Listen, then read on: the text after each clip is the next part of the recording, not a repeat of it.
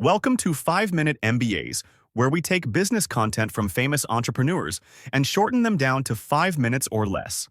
Today, we're covering 76 minutes of sales knowledge by Jeremy Lee Minor, breaking down how to sell without resistance using a method called NEPQ, Neuro-Emotional Persuasion Questioning. So if you're tired of chasing leads, getting ghosted, or constantly handling objections, this is for you. Let's start with why most salespeople struggle. The old-school sales model teaches you to build fake rapport, ask surface-level questions, then dump features and benefits before trying to close hard. It's predictable, outdated, and makes prospects put up walls the second they realize you're selling something. Jeremy flips this completely. Instead of acting like a typical salesperson, you need to lower resistance right away. That starts with connection questions, but not the fake, "how's your day" kind. Instead, ask something that immediately gets the prospect talking about themselves, like, "What was it about the ad that caught your attention?" Or, "I saw you were looking at our content. What made you want to explore a solution now?" That shifts the focus off you and onto them, making the conversation feel natural. And the way you say it matters. Tone is everything. If you sound too eager or pushy, their guard goes up.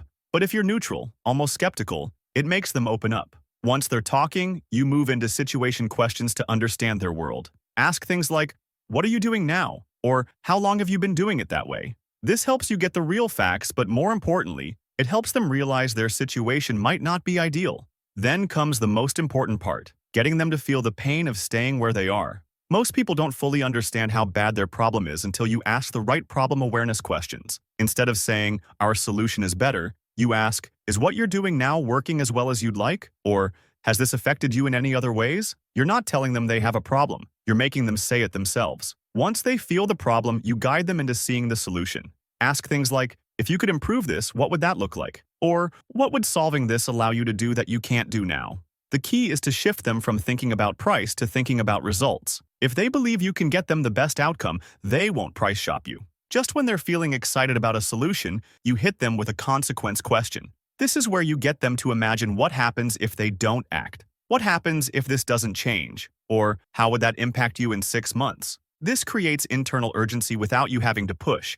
And finally, instead of using outdated closing tactics, you make them commit naturally. Ask, "Do you feel like this could be the answer for you?" If they say yes, ask, "Why do you feel that way?" That makes them reinforce their own decision. If they hesitate, they'll tell you their real concern, and now you can address it. The biggest mistake salespeople make is playing the numbers game instead of the skills game. The old model tells you to just call more leads, knock on more doors, and push through the rejection. But if you master these techniques, you can close more deals with fewer leads. That's it for today. Make sure to check this channel for more content that saves you time and just gives you the value. If you want me to cover any other topics and long content, let me know in the comments section.